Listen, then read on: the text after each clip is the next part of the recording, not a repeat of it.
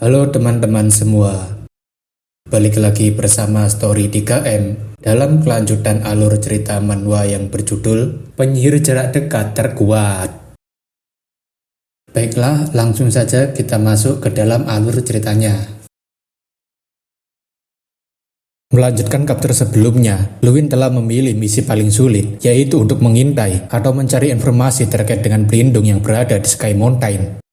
Setelah bertemu dengan Flame King, Luin memutuskan untuk bergerak ke arah barat menuju ke kota Hanulsan. Sebelum Luin pergi, Stray Cat memberikan biaya akomodasi, kartu identitas, dan tiket mana train untuk perjalanannya, dan Luin berterima kasih atas bantuannya.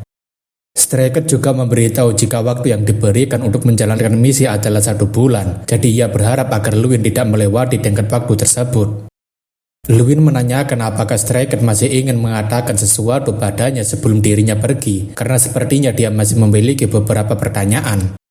Stray Cat mengatakan bisa dikatakan benar dan bisa dikatakan tidak, tapi Luin tentunya tidak paham dengan maksudnya barusan. Stray Cat menjelaskan sebagai seorang penyihir yang dimiliki oleh Tower Magic, dirinya tidak diizinkan untuk mengekspresikan pendapat pribadinya. Namun jika sebagai seorang senior, Stray Cat bisa memberikan beberapa hal yang mungkin bisa membantu Luin dan itu buat Luin terkejut. Stray Cat memberitahu jika Magic Tower sangatlah baik terhadap penyihir yang berada di bawah kendalinya, namun mereka sangat dingin ketika berurusan dengan mereka yang bukan bagian dari tower. Stray Cat yakin jika Luin sudah sangat mengetahui sisi mana yang saat ini dia berdiri, jadi dirinya berharap agar Luin berhati-hati dan meragukan semua hal. Luin tampaknya paham dengan apa yang dimaksud oleh Stray Cat karena dirinya memutuskan untuk mengambil jalan sendiri dan tidak terikat dengan siapapun. Kastil tua Terisan adalah kota terdekat dari Hanulsan dan dibangun untuk melindungi benua dari invasi para monster dan juga dikenal sebagai kota perisai benua. Oleh karena itu, Terisan selalu memiliki dinding yang tinggi, kekuatan militer yang kuat, dan pasukan pertahanan mental yang kuat jika dibandingkan dengan ibu kota. Namun sepertinya, Luin merasa apa yang dituliskan di dalam buku sangatlah berkebalikan dengan apa yang saat ini dirinya lihat dengan mata kepalanya sendiri. Luin mengatakan jika kota ini gersang habis seperti gurun pasir, dan sedang mengatakan itulah sebabnya kota ini disebut sebagai kota tua. Menurut Strang, kota ini sudah tidak memiliki tujuannya lagi, karena sekarang ancaman dari para ogre sudah tidak ada lagi. Strang juga menunjukkan para penjaganya saja sudah mabuk-mabukan di siang bolong, dan julukan kota perisai benua yang tidak kenal takut sekarang sudah tidak ada lagi. Tak lama ketika Luin sedang mengamati lingkungan sekitar, seorang pria dengan tubuh besar mendatangi Luin sambil menyuruh agar Luin segera menyerahkan semua harta benda miliknya.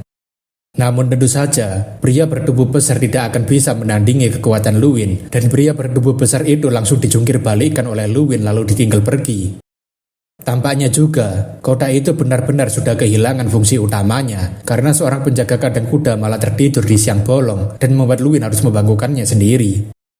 Luin kemudian membangunkan penjaga kuda tersebut dan itu buat penjaga kuda terkejut karena dibangunkan tiba-tiba. Penjaga kuda itu tentunya meminta maaf karena tertidur dengan sangat lelap dan tidak mengenali adanya Tuan Penyihir, tapi Luin tidak masalah karena dirinya hanya sedang mencari seekor kuda. Penjaga kandang kuda tentunya mengatakan sebenarnya mereka saat ini tidak memiliki satupun kuda yang tersisa, jadi semuanya sudah kosong. Luin menanyakan apakah dia serius berbicara seperti itu, dan penjaga kuda membenarkan, tapi Luin juga bisa memeriksa kandang kudanya juga. Luin tentunya menanyakan apakah ada kandang kuda lainnya di sekitar sini, tapi pria itu mengatakan hanya ini satu-satunya di Terisan. Strang tentunya kesal karena kandang kuda macam apa yang tidak memiliki seekor kuda pun, dan Luin tentunya sudah menduga jika kejadian seperti ini akan terjadi. Pria itu menjelaskan tadinya ia memiliki 3 kuda di kandang, tapi mereka semua sedang disewakan sejak tadi pagi, dan sudah sejak lama tidak ada pelanggan, tapi tidak disangka hari ini malah mereka kekurangan. Pria itu mengatakan jika Tuan Penyihir bersedia menunggu, dirinya akan mencarikan kuda lainnya, tapi Luin mengatakan tunggu sebentar. Luin menanyakan mereka sudah lama tidak ada yang menyewa kuda, tapi hari ini tiba-tiba ada yang meminjam semua kuda dan penjaga kuda itu membenarkan. Luin tentunya penasaran apakah ini cuma kebetulan, padahal di Terisan, di mana orang-orang jarang datang dan pergi, tapi seseorang malah menyewa semua kudanya. Tampaknya, semua ini ada hubungannya dengan apa yang dikatakan oleh Stray Cat waktu itu, di mana Luin harus meragukan semuanya, sebab tidak ada yang namanya sebuah kebetulan. Luwin menanyakan apakah Strang juga menyadarinya, dan Strang mengatakan tentu saja sejak dari awal dirinya sudah menyadarinya, bahkan sejak dari stasiun. Luwin dan Strang tentunya tahu jika ada seseorang yang sedang membuntulinya sejak mereka berangkat menjalankan misi, dan sepertinya itu mungkin kiriman dari Flame King atau Somertan. Setelah Luwin sadar sedang dibuntuti, dia segera mengambil tindakan dan mengatakan pada staf penginapan untuk memberitahunya jika ada seseorang yang bertanya tentangnya. Luwin sangat yakin jika para penguntit itu pasti melihatnya meninggalkan penginapan dan mereka pasti akan pergi ke sana untuk bertanya pada para staf penginapan. Luwin sudah memutuskan untuk menjadi umpan dan berkeliling di sekitar Terisan. Terlebih lagi, Luwin menyadari jika mereka itu pasti adalah kiriman dari Kekaisaran Reynard. Dan bahkan Luwin cuma 2 orang, yaitu Somertan yang marah karena dirinya menolak tawaran naturalisasi dan Flame King yang sangat ingin mengetahui tentang dirinya. Belum lagi, kedua orang itu tidak pernah menerima jawabannya dengan tangan terbuka, jadi dirinya harus menangani penguntit itu sebelum menuju ke puncak gunung. Luwin tidak bisa terus membiarkan orang-orang itu mengikutinya di saat dirinya sudah tahu di mana mereka berada. Beberapa saat kemudian, staf penginapan mengatakan jika dirinya tidak kedatangan satupun orang yang menanyakan soal Luwin. Luwin tentunya menanyakan apakah itu sungguhan, dan staf penginapan mengiyakan, meskipun saat ini dirinya cukup gugup setelah Luwin pergi tapi tidak ada seorang pun yang datang. Strang mengatakan jika staf penginapan ini berbicara yang sejujurnya, dan mungkin saja para penguntit itu tahu rencana Luwin. Staf itu kemudian mengatakan jika dirinya sempat mengalami kejadian aneh semenjak Luwin pergi, dan Luwin menanyakan kejadian seperti apa.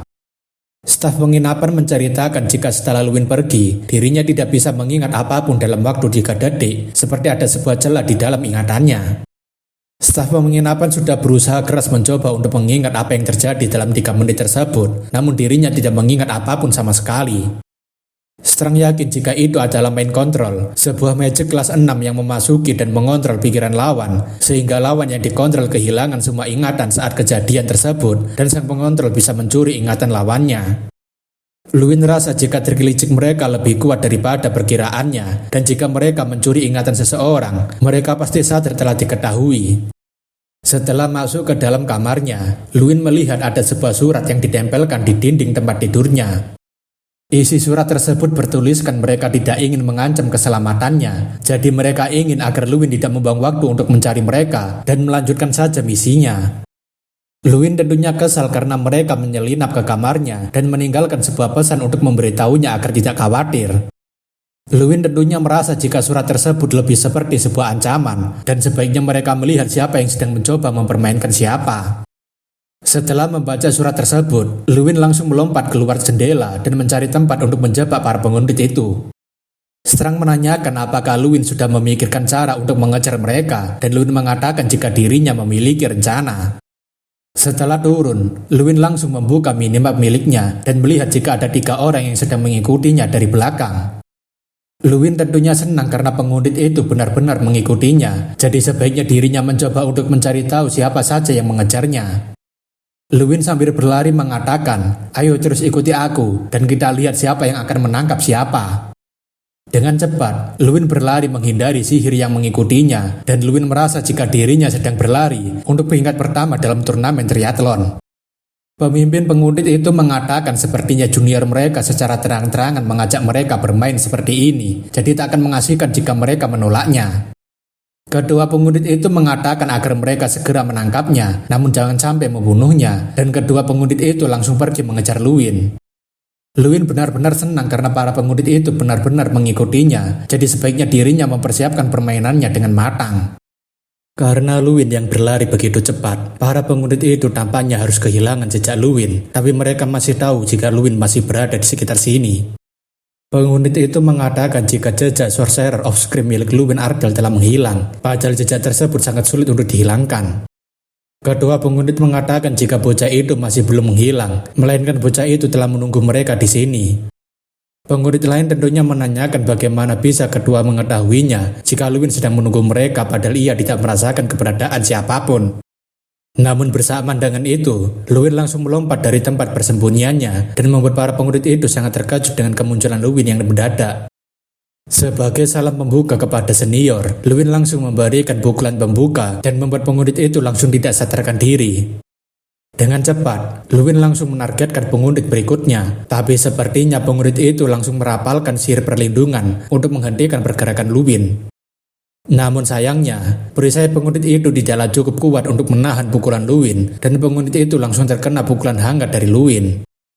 Hanya dalam hitungan detik saja, Luwin sudah berhasil mengalahkan kedua penguntit tersebut dengan serangan dadakannya. Akan tetapi, masih ada kedua penguntit yang sudah bersiap akan serangan dadakan Luwin, dan tampaknya orang itu cukuplah kuat sebab Luwin tidak sembarangan menyerang. Kedua penguntit sambil tertawa mengatakan jika dirinya penasaran dengan orang seperti apa Luwin Ardell ini, dan ternyata dia sungguh kuat seperti seorang monster. Luwin tentunya waspada dengan pria tersebut dan menanyakan siapa mereka sebenarnya dan kenapa mereka mengikutinya bahkan sampai mengganggunya. Kedua penguntit mengatakan bukankah Luwin sudah tahu jika Tower Master yang mengirimkan mereka untuk melindungi junior muda, tapi Luwin mengatakan apanya yang melindungi, padahal mereka seperti memata-matai. Pria itu mengatakan hal itu sama saja, dan dirinya merasa sangat senang telah ditugaskan untuk mengawasi Luwin seperti ini. Pria itu kemudian menyobek kertas yang berisikan sihir teleportasi sambil mengatakan sampai jumpa lagi, dan pria tersebut langsung menghilang dan meninggalkan kedua anggotanya. Melihat dari tato yang berada di lehernya, Luwin yakin jika mereka adalah Evil Mage dan sedang menanyakan memangnya apa itu Evil Mage. Luwin memberitahu jika itu adalah sebuah organisasi rahasia dan yang dirinya ketahui hanyalah mereka adalah para penyihir yang berasal dari tower yang melakukan pekerjaan kotor. Organisasi Evil Mage yang diketahui dari organisasi tersebut hanyalah tato dan nama organisasi mereka, tapi apa yang dilakukan dan level anggota mereka tidak diketahui, bahkan identitas kedua mereka juga tidak diketahui. Strang menanyakan bagaimana pendapat Luwin setelah bertarung dengan mereka, dan Luwin mengatakan dirinya bisa mengatasinya, bahkan mereka lebih buruk dibandingkan peserta Grand Turnamen. Strang mengatakan jika Luwin masih belum mengkonfirmasi salah satu dari mereka tadi, karena Luwin mendadak saja menyerang mereka dan Luwin rasa itu benar. Jika dipikirkan, mereka bisa menggunakan sihir tingkat tinggi yaitu sihir kelas 6, jadi seharusnya mereka bukanlah lawan yang biasa-biasa saja. Strang menanyakan apa yang akan Luwin lakukan sekarang, karena kemungkinan orang itu masih mengikutinya dari kejauhan, dan tampaknya Luwin masih berpikir. Luwin mengatakan sepertinya langkah pertama yang harus mereka buat adalah membuat Evil Mage itu menunjukkan jadi mereka sendirinya, dan ia harus berpura-pura semuanya sudah aman. Keesokan harinya, Luwin langsung pergi menuju ke Sky Mountain karena dia sudah mendapatkan kuda yang bisa disewa. Perjalanan ke Sky Mountain adalah sebuah jalur yang melewati tanah gersang, namun Luwin rasa jika dirinya bisa dengan jelas merasakan telah mencapai tujuannya. Ketika sudah berada di dekat Sky Mountain, Luwin merasa dadanya bergetar dengan cukup kuat, seperti Force Circle-nya sedang mengguncang. Namun daripada itu, Luwin merasa cukup lega karena akhirnya dirinya telah sampai di dekat Sky Mountain setelah perjalanan jauh. Akan tetapi, Luwin rasa jika Sky Mountain tidak seperti apa yang dirinya bayangkan, terlebih kenapa pelindungnya benar-benar menghalangi pemandangan. Luwin menanyakan apakah Strang yakin jika tempat inilah di mana dia dan Draka tinggal selama ratusan tahun, dan Strang mengiyakan. Luwin menanyakan bagaimana caranya supaya mereka bisa masuk ke dalam sana, padahal penghalang ini tidak bisa bergeser sedikit pun setelah dipukul. Strang mengatakan bukankah para manusia pasti berpikir untuk menghancurkan pelindungnya agar bisa masuk ke sana, dan Luwin mengiyakan jadi dirinya mau menghancurkan seperti yang Strang bilang sebelumnya. Strang mengatakan jika penghalang seperti ini sangatlah berbeda dengan penghalang lainnya, jadi pastinya penghalang ini tidak diperuntukkan bagi para manusia. Strang mengatakan penghalang tersebut memang tidak bisa dihancurkan oleh kekuatan manusia, tapi bagaimana jika penghalang tersebut hanya membiarkan para ogre untuk memasukinya? Luwin menanyakan apakah akan baik-baik saja memanggil ogre yang ada di dalam sana untuk meminta membuka penghalangnya seperti meminta tolong pada teman. Strang mengatakan jika dirinya mulai berpikir dengan jernih kali ini, jadi dirinya bisa menebak metode yang harus digunakan. Luwin menanyakan bukankah orang-orang bilang jika semua ogre yang berada di Sky Mountain sudah mati, dan Strang mengatakan jika itu juga adalah pemikiran para manusia. Luwin tampaknya sudah mulai paham dengan maksudnya, di mana dirinya memiliki kekuatan mirip seorang ogre, dan seharusnya dirinya bisa membuat para ogre membukakan pintunya. Strang ingin Luwin mengingat jika kekuatan Luwin bukanlah tentang menyesuaikan diri dengan prasangka, namun sebaliknya, dialah yang menjadi inkarnasi dari Destroyer of War. Luwin kemudian mencoba berbicara pada pelindung itu sambil mengatakan agar mereka mendengarkannya jika dirinya membawa taring dari mantan kepala suku mereka yaitu Kunkan. Jika mereka mendengarkannya, Luwin ingin meminta tolong pada mereka agar mau membukakan pintunya untuknya karena dirinya ingin bertemu dengan mereka. Setelah mengatakan seperti itu, Luwin dan Strang masih belum mendapatkan jawaban apapun dari pelindung tersebut. Tak berselang lama, pelindung itu mulai merespon Luwin dan mengeluarkan sebuah cahaya ungu bersinar sambil membukakan pintu penghalang tersebut. Dari kejauhan, ketua pengundit yang mengikuti Luwin sangat terkejut karena penghalang yang menutupi Sky Mountain benar-benar terbuka. Pengundit itu sambil berlari ke arah Luwin mengatakan, apakah mungkin seorang pemula seperti dia berhasil mencapai sesuatu yang tidak bisa dilakukan oleh orang lain. Namun sayangnya, pengundit itu sudah terlambat masuk dan membuatnya kehilangan jejak Luwin, beserta dengan kesempatannya untuk melihat apa yang berada di dalam Sky Mountain. Namun bersamaan dengan itu, tampaknya Luwin langsung menghampiri si pengundit itu dan memberikan pukulan sambutan. Sambil memukulnya dengan keras, Luwin mengatakan rasakan ini, dan itu membuat pengundit tidak bisa menghindari serangan telak Luwin. Luwin berteriak jika dirinya tidak akan membiarkan pengundit kabur darinya lagi, seperti yang terakhir kali, dan Luwin langsung mengeluarkan sihir gempa bumi untuk menghancurkan tanahnya. Pengundit itu tampaknya hampir saja tidak sadarkan diri setelah terkena pukulan Luwin, ditambah juga sekarang dia harus terkena sihirnya. Dengan cepat, Luwin langsung menggunakan sihir pohon beku untuk mengikat pengundit itu agar dia tidak bisa melarikan diri lagi. Ngomong-ngomong, kok Luwin udah bisa gunain sihir kayak beginian ya? Ya, tapi bodoh amat lah dengan itu. Terserah yang bikin komik. Pokoknya sekarang ini si pengundit akhirnya telah tertangkap oleh Luwin dan tidak akan bisa kabur darinya. Pengundit itu tampaknya menyuruh agar Luwin segera melepaskannya, tapi Luwin membungkam mulutnya dengan pohon beku supaya dia tidak berisik. Luwin menanyakan sudah berada di level berapa dia sekarang ini, dan mari selesaikan permainan polisi kejar maling sekarang juga. Namun tampaknya, selagi Luwin menginterogasi ketua pengundit, sebuah siluet yang mirip seorang barbarian sedang melompat melewati Luwin. Rupanya, orang itu adalah seekor ogre yang sedang mengincar kepala si ketua pengundit, dan itu tentunya membuat Luwin sangat terkejut karena ada ogre yang datang dari belakang. Hanya dalam sekali pukulan saja, dan Luwin jadinya ngeri dengan kekuatan ogre yang barusan menyerang itu. Ogre itu kemudian menanyakan siapa manusia ini sebenarnya dan kenapa dia bisa mengetahui tentang mereka dan membawa gigi kepala suku mereka. Strang mengatakan agar Luwin mengingat satu hal ini, jika para makhluk seperti ogre memiliki pemikiran seperti binatang buas, jadi harusnya Luwin sudah paham apa yang seharusnya dia lakukan.